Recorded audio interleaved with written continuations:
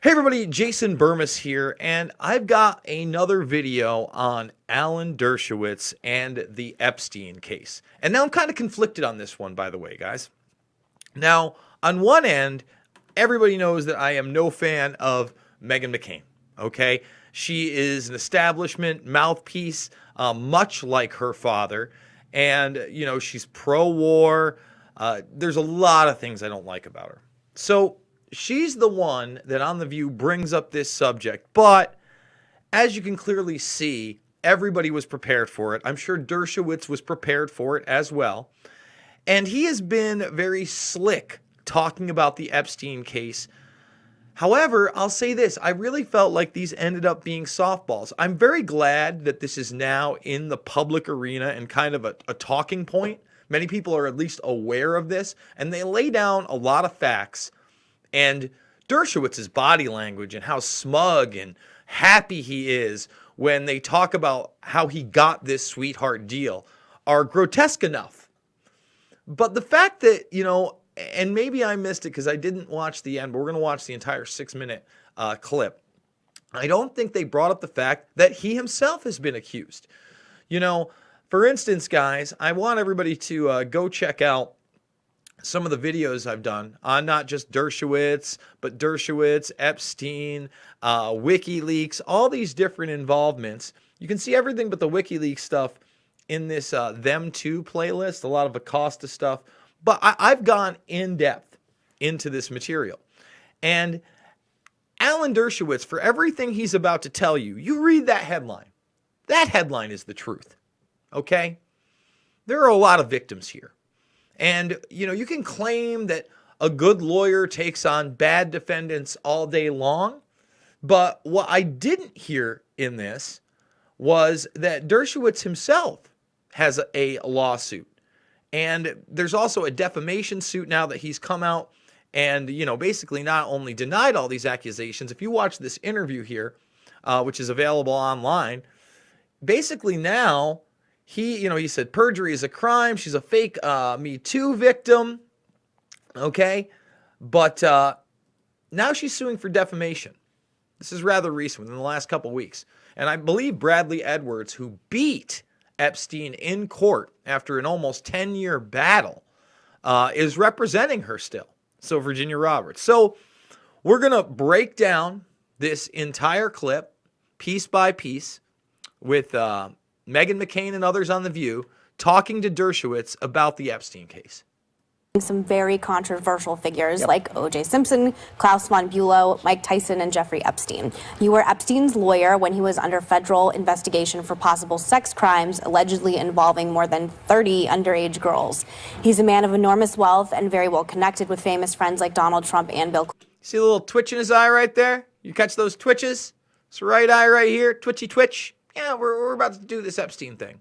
Clinton, he already had plenty of capable lawyers. What made you say this is a man I want to defend? Well, I was the first person that he came to. He had no lawyers at that point. He asked me to defend him. He told me a story that was very different from what ultimately came out. Let's stop. So before he had any lawyers on the case, first of all, Epstein had a slew of lawyers prior to this due to his business dealings, period. So instead of going to those, I'll admit many of those were business attorneys. Who does he go to? Dershowitz. Somebody who seems to be a personal friend by other accounts. I have to be real careful here because Dershowitz has basically denied everything that Virginia Roberts and others have said, says he can prove it in court, has also publicly stated he wants all the documents unsealed and that he couldn't have possibly been where she claims he was. Now, just to stop this really quick, because he's again saying, Epstein told me another story. I'm not involved, basically. I decided to defend him ultimately, okay? But what they're not talking about is Maria Farmer. Now, Maria Farmer also, I've done videos on this, recently came out.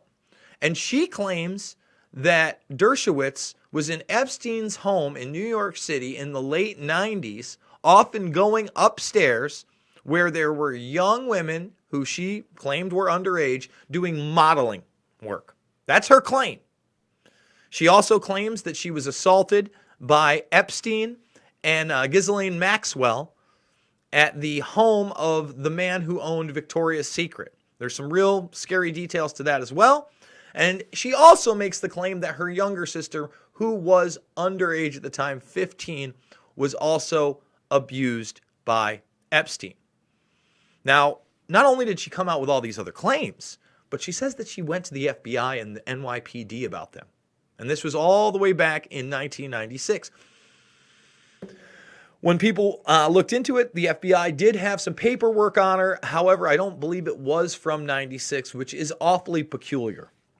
However, her claim is now in court that she is the first person to report Epstein to the FBI long before any of these charges that stemmed from Florida. Okay, so let's continue. So here we have Dershowitz again, just basically claiming, hey, he told me a different story. You got to defend bad people. Ultimately, than what came out, I heard something different. Look, I do half of my cases pro bono. You mentioned some of the prominent people. I defend people on death row without fee. I defend policemen. I defend military people without fee. More than half my cases are without fee. But I don't turn down very controversial cases because... Let me stop it there. What is he telling us there? He's telling us what a good guy he is. Oh, look at all the pro bono work I do. I do want to point out that, in 2011, he became part of the Wikileaks team. I'm pro Wikileaks. I'm pro Assange. I've done videos on this. This was brought to my attention. It kind of was shocking to me. Dershowitz is like a chameleon in many respects. Now, I'm not sure if he's still on the case, but I would assume so because of the way he's talked about this case in the Pentagon Papers, and essentially no difference. When this occurred, WikiLeaks themselves tweeted this stuff out. They tweeted Dershowitz's thing out. And, again, Dershowitz has gone campaigning not only on this, but the double standard of the Mueller report. Somehow kind of converting himself into a Trump supporter when you'll see in this interview, he also brings up how he was a Hillary Clinton supporter before, and that's who he voted for. So very chameleon-esque. And again, not a lot to do with the fact he takes cases pro bono. That's a look how good I am. Because I was a professor with tenure, I felt I had an obligation to take on the most unpopular cases because I couldn't be fired. And it's a case that was very, very difficult and very, very painful for me because... I just want to stop that. So because he was a tenured professor, and it's very hard to fire professors with tenure, he decided to take the most controversial cases possible. And hey, he's a lawyer. He does vigorous work. So I guess in his mind, actions like this are okay to underage teenage girls. Are they? I don't believe they are. I have a moral compass. Dershowitz is a very, very slick talker. He knows how to keep to a story. And anybody that knows anything about defense law knows that if you are a good lawyer, you are a good liar. They are synonyms. So watch Dershowitz tell us what a great liar he is. He's the man. Let's be honest. And his body language is going to show how he knows he's the man. Because I saw real victims out there. I'm a very strong supporter of the Me Too movement. I think it's very important for men and anybody else to be held accountable for anything they did sexually against a woman. And yet, look, I'm also I hate Nazis. I hate communists. I defended the rights of Nazis to march through Skokie. I defended the rights of communists when I was a student at Brooklyn College. Let me stop that. I think free speech issues, and again, when you look at WikiLeaks especially, that's a freedom of the press, that's a fourth estate issue, that's a free speech issue. Dershowitz has been decent, not always. When you look at after 9/11, the Patriot Act, terrorism, he's horrible. He's horrible, okay? He's not good. But when you look at the Me Too movement, really, I don't hear you talking about Weinstein much, who is alleged to have slithered in the same circles. According to Bradley Edwards, who beat Epstein in court, his lawyer at a press conference. We played that clip many, many times. Again, folks, you want to see this stuff? There's a reason I don't call these videos Me Too. It's them too. It's a lot of Acosta. It's a lot of Epstein. It's a lot of Dershowitz, because these people also need to be held accountable for their actions. So let's continue with Dershowitz telling us how he's defended Nazi. Well, thank you so much, Alan. So I'm constantly defending people that I fundamentally disagree with. I'm defending the rights of Donald Trump. I voted for Hillary Clinton. I was a strong supporter for Hillary Clinton. I don't allow my personal interests and values to intrude on my professional life. I think of myself like a doctor or a priest. If they wheel somebody, Jeffrey Epstein, into the emergency ward, the doctor's going to take care of him. Oh, if they wheel... No. Let's stop that right there. Okay? If they wheel Jeffrey Epstein into the emergency ward for anything, yeah, they're going to take care of him as much as they possibly can. Do anything they possibly can to keep him alive. You know why? He's a billionaire. He's got money. They see a cash cow. And that's the truth of the matter. They wheel you or me in there. They see that you don't have insurance. There's a chance they might be able to save your life. But you think they're pulling out all the bells and whistles? Get out of here. They might even check if you're an organ donor, if you know what I mean. Those things happen. Oh, I know. Oh, you don't say those things, Jason. How dare you? But that's the thing. I don't see you that way. You could talk about all the pro bono cases you want. You can also turn down the most vile of cases. But you're the first person he came to because you had a personal relationship with him, Alan. And you have denied what Maria Farmer and others have said vehemently. You've been good at it. You've talked about it for years. We'll see where these court cases go. Let's continue. If he goes to his rabbi and says, I want to make a confession, the rabbi's going to say, yes, I want to help you. And I know that about you. You're sort of a true defense attorney in the sense that you defend the rule of law, right, as opposed to, you defend the process as opposed to the person. And I prosecuted these kinds of child sex crimes, and as you know. And you prosecuted them very effectively. Thank and you. You should continue to prosecute them. Sex offenders ought to go to prison. Oh, should they? Oh, well, thank you. Well, then why in the hell is Epstein, who was looking at a minimum sentence with all those counts of 360 years, we've done the video on it, Kathleen Clark asked Acosta about it, why is he not in jail? Because of you, Alan, and other people at your law firm and others. That is the truth. That is how he continues to be out of jail.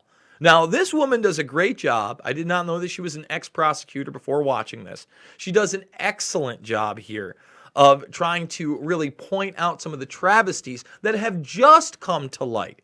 Now, watch as she points out how ridiculous some of this was and how Dershowitz smiles during it because he knows that he is responsible for it and he's done his job extremely well.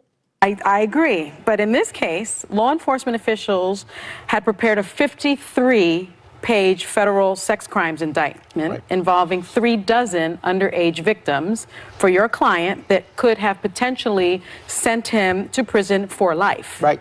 But instead, he pled guilty to 2 state charges, not federal charges, involving prostitution. Let's stop it. Notice that. Not federal charges. State charges. And remember, we all assumed it was with the original accuser, a 14-year-old girl. After all, they had, I believe, at least 36 accusers there to choose from. No, they chose a 16-year-old girl. Why is that significant? Because again, in 30-plus states, you won't have to register as a sex offender. This man is a billionaire. He owns property all over the place, including in New Mexico, where, again, he would not have to register as a sex offender.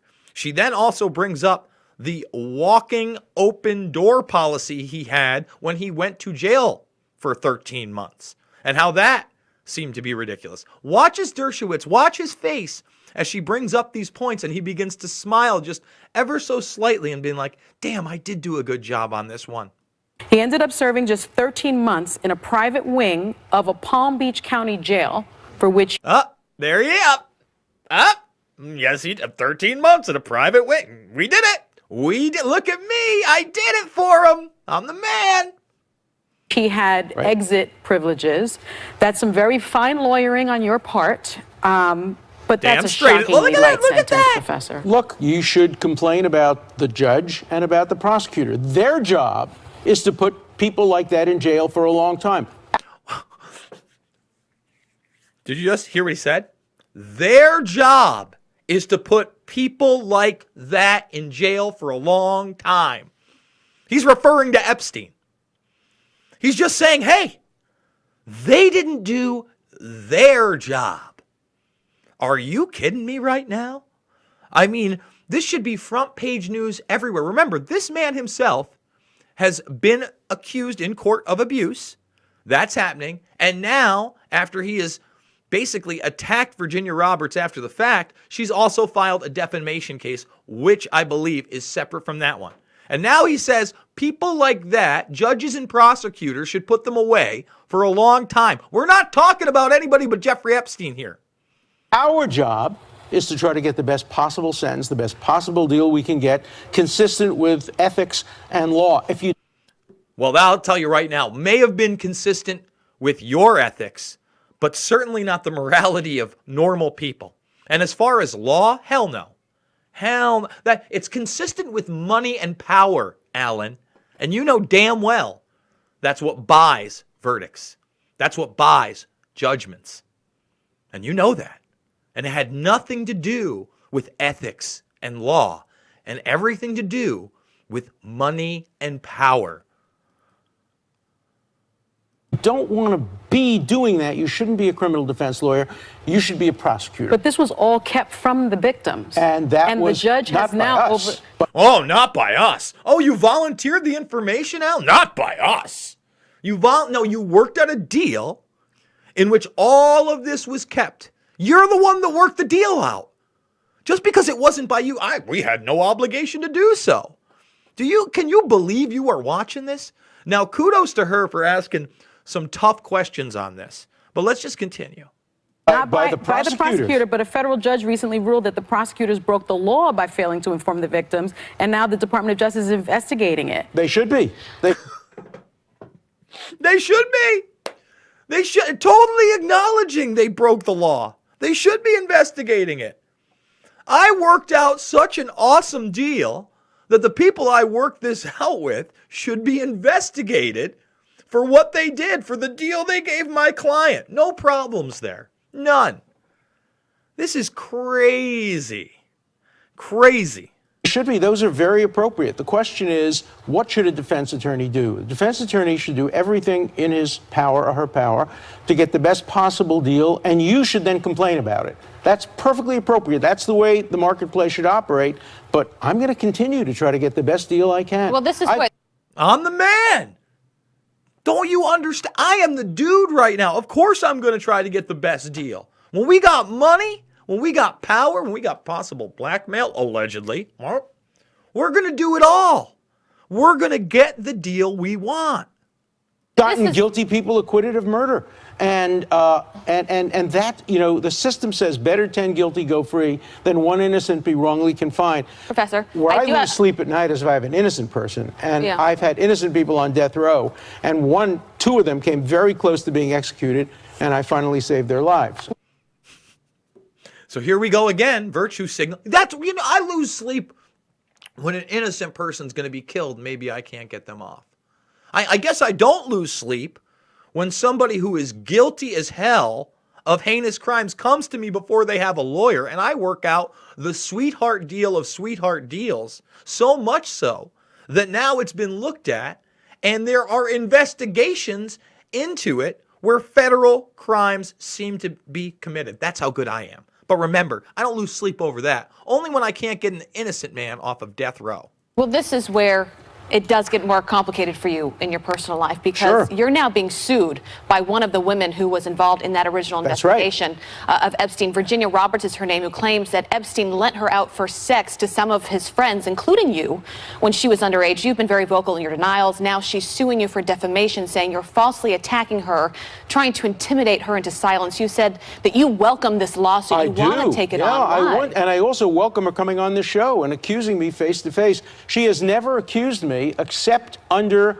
the protection of the litigation privilege, because it's completely false. Let me tell you what the evidence is, just very briefly. Let me just tell you what the evidence is. Let me stop before he gets there. Kudos to her for bringing this up. But once again, Dershowitz since 2014 has been extremely vocal with the same exact story. So again, I only put out there what I know. I know that Maria Farmer, again, is putting out separate information that seems to contradict what Dershowitz said. And Maria Farmer now has a completely different lawsuit. And again, when he says this, remember, Roberts is being represented by Bradley Edwards, who has won in court against Epstein. I think that these are all important things to discuss. But quickly. Yeah, well, she has an email exchange with a journalist in which she admits she didn't have sex with me. She writes a book manuscript in which she says she knew me, she didn't know me, but she didn't have sex with me. She told her best friend she didn't want to accuse me, but she was pressured to do it by her lawyers. There's a tape recording of her own lawyer saying it would be impossible for me to have sex with her, and she was wrong, simply wrong. I have travel records showing that I couldn't have been in any of the places she said she had sex with me. I asked Louis Freeh, the former head of the FBI, to do a thorough investigation. He came to the conclusion that she was making a false accusation. Let me stop that. Louis Freeh is not to be trusted.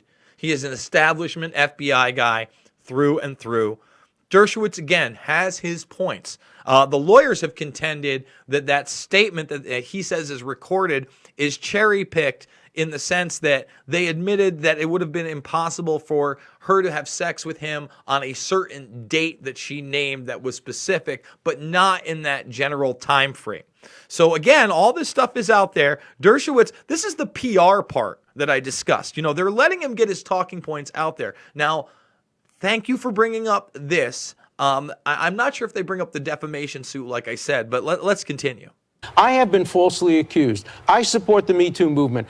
But when a woman falsely accuses for financial reasons, she was hoping to get $350 million suing Leslie Wexner, the owner of Victoria's Secret. Now, again, Leslie Wexner comes into play with this Maria Farmer story. Maria Farmer claims when she was of age, remember, she worked for Epstein around 26. She was nannying, and she was upstairs where she was assaulted sexually by Ghislaine and Epstein, and then not able to leave Wexler's home where this took place for, I think it was 7 hours, and that her father had to come pick her up. And that's when she filed charges again with the NYPD and FBI. And the FBI does seem to have records. She claims this is, I believe, in 1996 or the late 90s. She also claims again that Dershowitz was at Epstein's New York home often when underage girls were upstairs modeling, and that he would go up there. She doesn't claim anything else outside of that. But she felt like she needed to come to the aid of Virginia Roberts because I believe Dershowitz is claiming he didn't even know Epstein at that point. They didn't have a relationship. So let's continue with the end of this. Again, Dershowitz is an excellent lawyer. He's told you how good he is. Lawyer is synonymous with liar. That's why I just cannot trust Alan Dershowitz. She also accused him in private after accusing me in public, hoping to get $350 million. Where do I get that figure from? She told that to her best friend. Okay. I have that on tape. So I am welcoming this trial. This is the first opportunity I really did not like he did a whole, he looked like a cartoonish suit. I am welcoming this trial. I got to tell you, no matter what, I do not think I'd be welcoming a trial in which I was accused of heinous crimes, innocent or guilty. I would hope that that trial would never have to take place, and it probably wouldn't have to take place because I know I wouldn't be guilty of those crimes, and I wouldn't be defending anybody I suspected even of the slightest bit being guilty of those crimes. But hey, he defends people for free, and he loves the Me Too movement. Can't get enough of it. Again, even though Weinstein and Epstein seem to be connected. No big deal. Have to conclusively prove my innocence. Hold on, you guys. There's a legal. We can't litigate this because we don't have all of the facts, but we do have a statement that I need to read from Virginia Roberts. She says, "No sensible person looks forward to litigation, and I know that standing up for myself and others will cause Mr. Dershowitz and Mr. Epstein to redouble their efforts to destroy me and my reputation, but I can no longer sit by and not respond. As my complaint shows, my abusers have sought to conceal their guilt behind a curtain of lies. My complaint calls for the accounting to which I and their other victims are entitled." She's right. She's entitled to an accounting, and I have invited the FBI to come to the trial so that they want me to give the book away. Who's telling the truth? You got to give the book away. I mean, we're worried about books. I'm not worried about books. I'm not gonna let him sell his book here. Sorry. Guys, I hope you enjoyed this deep dive video breakdown. If you did, and you're not subscribed, and you want to see some great work, not only on the Epstein case, not only on Dershowitz and WikiLeaks, maybe a little MMA in there, the CIA, entertainment, MK Ultra, Nexium, sanctions in Syria, and much more, please subscribe right now. Ring these bells. If you don't ring the notification bells, you're probably not going to find out when I put videos out. Share this stuff on social media. It's becoming harder and harder for me to do so. Remember, if you want to go watch the playlist of them too, you're going to get a lot more on not only Epstein, but Acosta and many, many others connected to that situation. Once again, thank you very much, and I will see everybody soon.